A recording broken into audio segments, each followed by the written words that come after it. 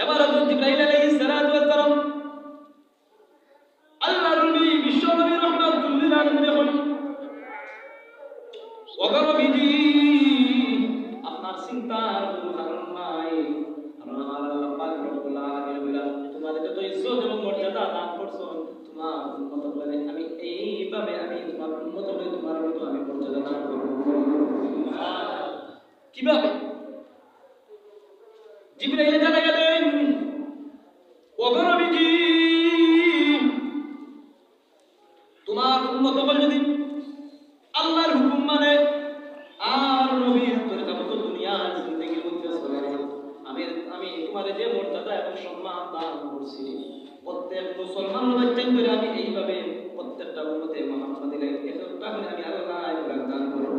সুবহানাল্লাহ। শর্ত হইল কি দুনিয়ার জিন্দেগির মধ্যে আল্লাহর হুকুম না মানলে, শর্ত হইল দুনিয়ার জিন্দেগির মধ্যে আল্লাহর হুকুম মানা রাখবো, নবীর তরিকা মতো চলা রাখবো।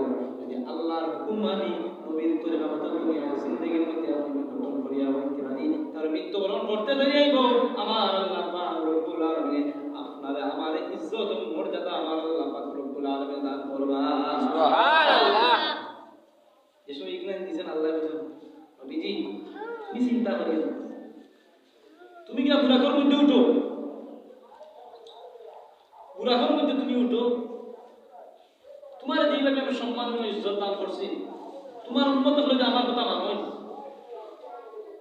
আমি আল্লাহ পাক রব্বুল আলামিন হুকুম মানো আর সুন্নাত তরিকায় চলো, রাহমাতুল লিল আলামিন অনুসরণ করো, আতিউল্লাহ ওয়া আতিউর রাসূল, আল্লাহ এবং আল্লাহর রাসূলের অনুসরণ করো।